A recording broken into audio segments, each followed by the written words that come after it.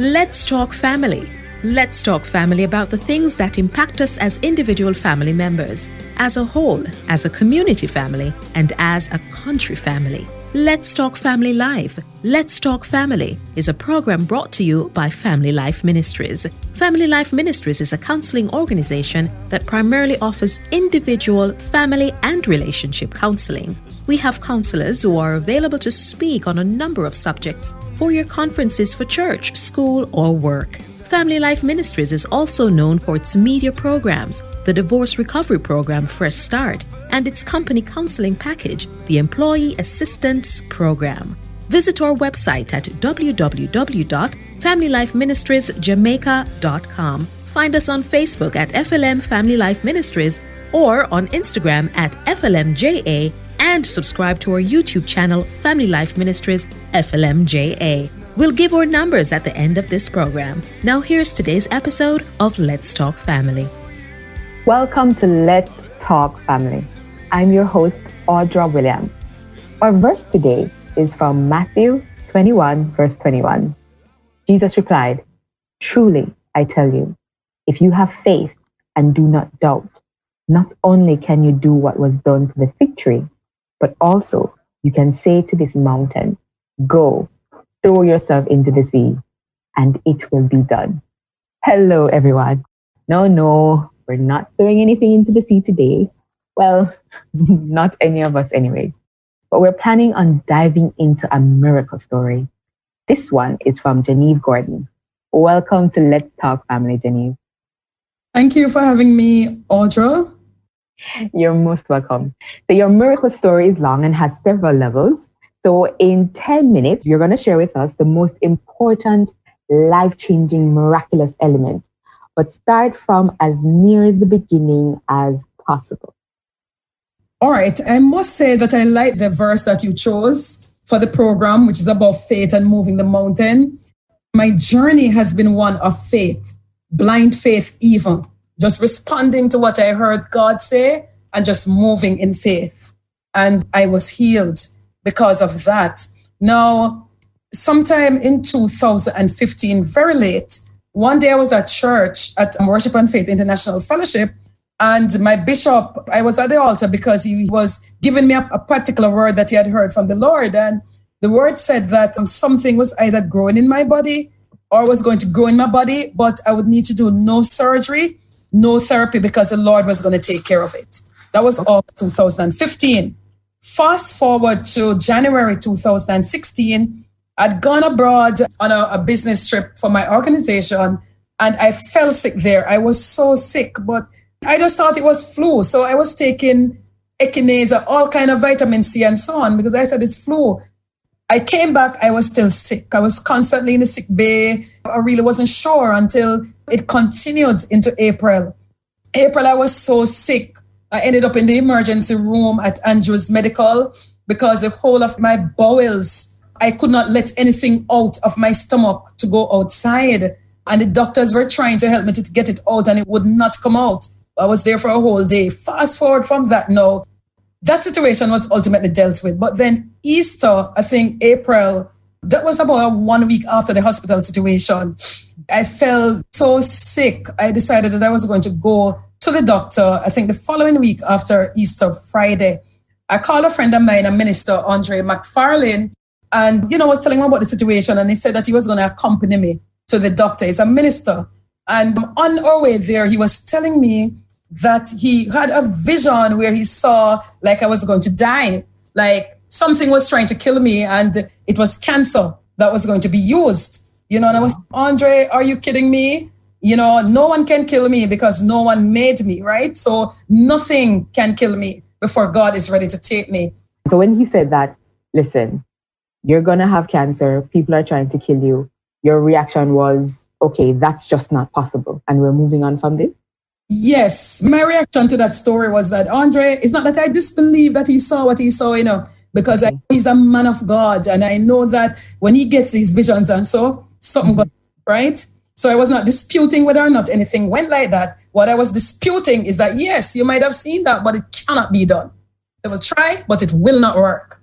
So I went to the doctor. When I went to the doctor, My doctor looked at me and asked me out of the blue, when I was telling him what was happening to me, my bowels were so bound up and so on. He said to me, when last have you done a mammogram? And so he wrote up the thing. I told him, well, I hadn't done one in about more than a year, going 2 years. So he told me to go and get a mammogram done and an ultrasound and some other things. Send me to go on the blood works. So I took the thing. I went over to the lab straight that day, booked my appointments, and I was supposed to go back. No, I hadn't gone back yet, right? The doctor didn't tell me nothing. He just said, go to mammogram, go on the blood work. So that evening, no, I came home. I drove home. Minister Andre went where he was going. I headed for church, Tuesday evening Bible study. When I went to church, I was about to go up and give my testimony to let the people know what had happened to me in terms of my bowels and how God helps me to relieve that situation, you know, in terms of going to the hospital, trying to get it extracted and so on. When I went up, my bishop, though, did not allow me to give the testimony. He looked at me and said to the church, people of God, pray for this woman. There's a spirit of death all over her. Wow. You know, he came and all the ministers came together because we have a lot of ministers at church, and they gathered around me and they started to pray. And my knees gave way and I fell on the ground. I just felt weak and I fell on the ground. And while I was down there, I heard Bishop saying, you're going to go to the doctor and them going to tell us you have cancer. But the doctor don't even know what I'm talking about. One who won't leave the lady alone. One who won't kill her.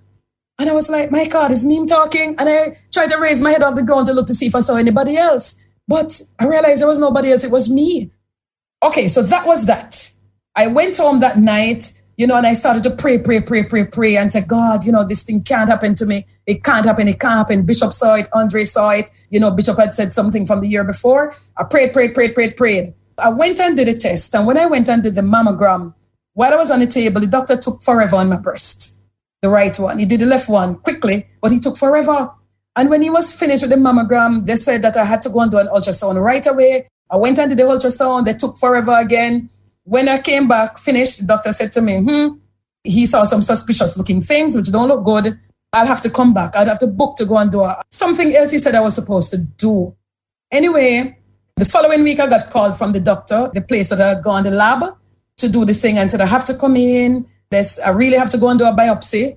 And that was where it started. So after that, now I said, my God, it really looks like this is going to happen to me. And so I upped my prayer and I said, God, please, by the time I go back and do this biopsy, you said you're going to clear it up. That's what Bishop said last year. No cancer will be seen, Lord. None will be seen. And I started to pray and pray. However, if God would have allowed it to work that way, then I would not be with the story today. When I went and did the biopsy, it was a core biopsy.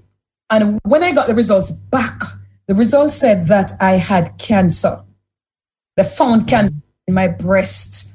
And they had done a core biopsy, which means they had to dig out about 15 pieces of my flesh, get it tested under my armpit. When they looked, cancer had spread out of the breast wall and was under my armpit and going. So it was metastasizing. It was spreading.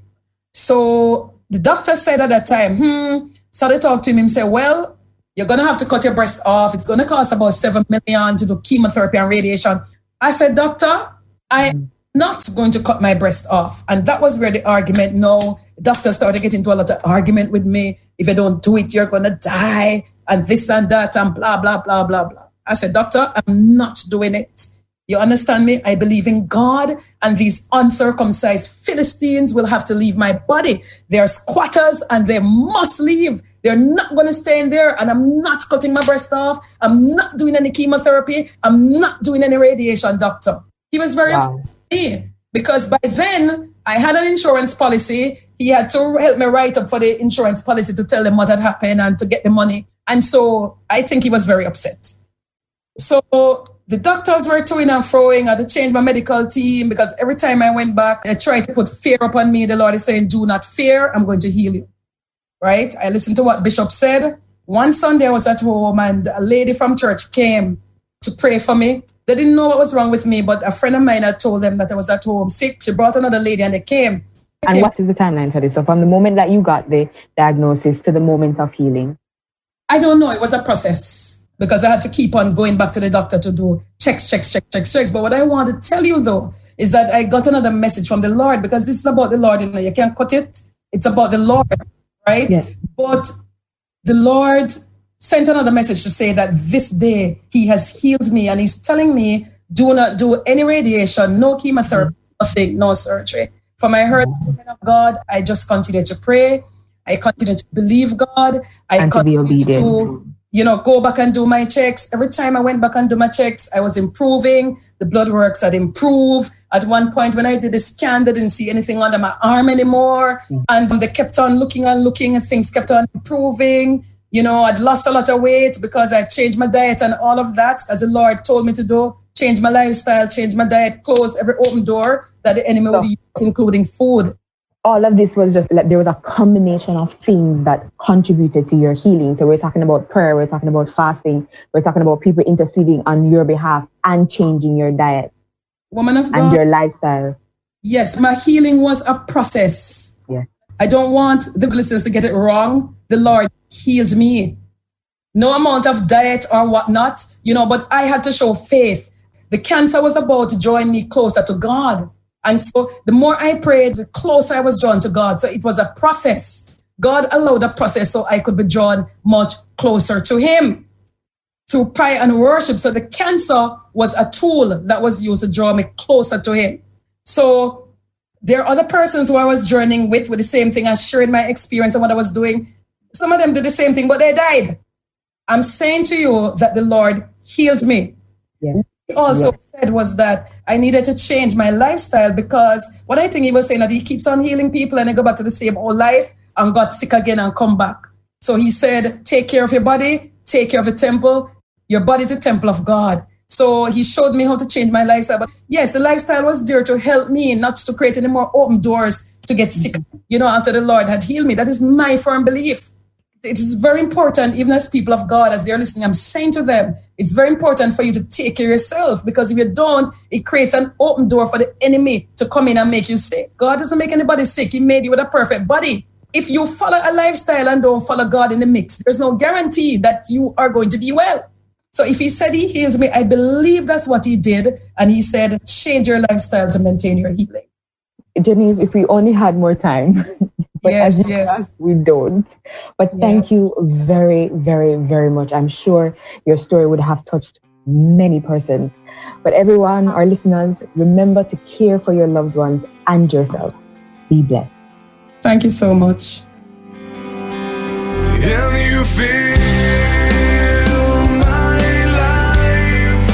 You're everything to me. And there's nothing else I need. This was Let's Talk Family, a production of Family Life Ministries. If you or anyone you know would like advice and counseling, call us or head office at 1 Cecilio Avenue at 876-926-8101, 876-929-4360, or 876-920-1034, or Center in Portmore at 117 Cecile Avenue at 876-939-7917. Do you have a story of a personal miracle you'd like to share? We'd love to hear it. Send us messages via our Facebook page, FLM Family Life Ministries, or to our Instagram account at FLMJA. And you can listen to other miracle stories on our YouTube channel, Family Life Ministries -FLM_JA. Share your miracle for the glory of God. This program was produced at the studio of the United Church in Jamaica and the Cayman Islands, located at 12 Carlton Crescent, Kingston 10. Call us at 876-926-6059 for your voiceover and broadcasting needs.